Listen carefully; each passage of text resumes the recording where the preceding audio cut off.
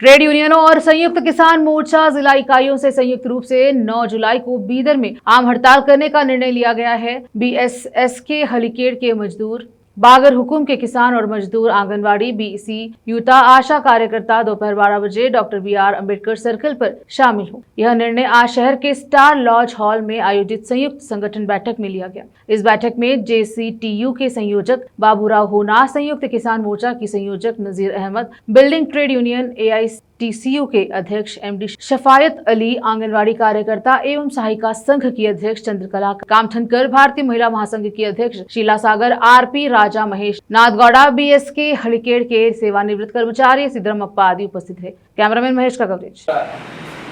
राज्य सरकारಗಳು ಕಾರ್ಮಿಕ ವಿರೋಧಿ ಮತ್ತು ರೈತ ವಿರೋಧಿ ಕ್ರಮ ತೆಗೆದುಕೊಳ್ತಾ ಇದ್ದಾರೆ। ಇದರ ಬಗ್ಗೆ ಖಾಸಗೀಕರಣ, ಜಾಗತೀಕರಣ, ಉದಾರೀಕರಣದ ವಿರುದ್ಧವಾಗಿ ದೇಶದ ಟ್ರೇಡ್ ಯೂನಿಯನ್ಗಳು, ಕೇಂದ್ರ ಟ್ರೇಡ್ ಯೂನಿಯನ್ಗಳು 1991ರಿಂದ ದೇಶದ ಆಡಳಿತ ಮಾಡುವಂಥ ಜನರಿಗೆ ಎಚ್ಚರಿಕೆಯನ್ನು ಕೊಡ್ತಾ ಇದೆ। ಆದರೂ ಕೂಡ ಈ ಕೇಂದ್ರ ಸರ್ಕಾರ ಸಾಮ್ರಾಜ್ಯಶಾಹಿ ಪರವಾದಂಥ ಆರ್ಥಿಕ ನೀತಿ, ಬಂಡವಾಳ ಪರವಾದಂಥ ಆರ್ಥಿಕ ನೀತಿ ತಗೊಂಡು ಇಲ್ಲಿದ್ದಂಥ ಕಾರ್ಮಿಕ ವರ್ಗಕ್ಕೆ ಮತ್ತು ರೈತ ವರ್ಗಕ್ಕೆ ತೊಂದರೆ ಕೊಟ್ಟಂಗ ಇವರು ಆರ್ಥಿಕವಾಗಿ ಇವರಿಗೆ ದುರ್ಬಲಗೊಳಿಸ್ತಾ ಇದೆ। ನಮ್ಮ ರಾಜ್ಯ ಸರ್ಕಾರ ಕೂಡ ಫ್ಯಾಕ್ಟ್ರಿ ಆಗದಲ್ಲಿ ಚೇಂಜಸ್ ತಂದು ಹೆಣ್ಮಕ್ಳು ಕೂಡ ರಾತ್ರಿ ಪಾಳಿ ಕೆಲಸ ಮಾಡ್ಬೇಕಂತ ಹೇಳಿ ಒತ್ತಡ ತರ್ತಾ ಇದೆ। ಅದ್ರ ಜೊತೆಗೆ ಕೆಲಸ ಮಾಡೋಂಥ ಅವಧಿ ಏನದ ನಮ್ಮ ಕರ್ನಾಟಕ ಸರ್ಕಾರ 10 ತಾಸು ಮಾಡಬೇಕಂತ ಹೇಳ್ತಾ ಇದೆ। ಹೀಗಾಗಿ ರಾಷ್ಟ್ರ ಮಟ್ಟದಲ್ಲಿ ಇದೇ ತಿಂಗಳ ದಿನಾಂಕ 9/7/2025 ನಮ್ಮ ಬೀದರ್ ಜಿಲ್ಲೆಯಲ್ಲಿ ಜಂಟಿಯಾಗಿ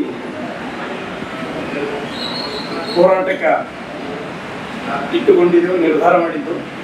ಅದಕ್ಕೆ ನಮ್ಮ ರೈತ ಬಾಂಧವರು, ಬಗರ್ ಹುಕುಂ ಭೂಮಿ ಸಾಗುವಳಿ ಮಾಡೋರು ಎಲ್ಲರೂ ಸೇರಿ ನಮ್ಮಲ್ಲಿ ಯಾವುದೇ ಬೆಲೆ ಏನದ ಅಂದ್ರೆ ಇಲ್ಲಿವರೆಗೆ ಅದರದ ರೇಟ್ ಫಿಕ್ಸ್ ಮಾಡಿಲ್ಲ, ದರನೇ ಮಾಡಿಲ್ಲ। ಈ ದರಕ್ಕೆ ಎಷ್ಟು ಅಂತ ಸ್ವಾಮಿನಾಥನ್ ಆಯೋಗದ ಬಗ್ಗೆ ಎಷ್ಟೋ ಸಲ ನಾವು ಅವರಿಗೆ ಹೋರಾಟ ಮುಖಾಂತರ ತಿಳಿಸಿದೆವು।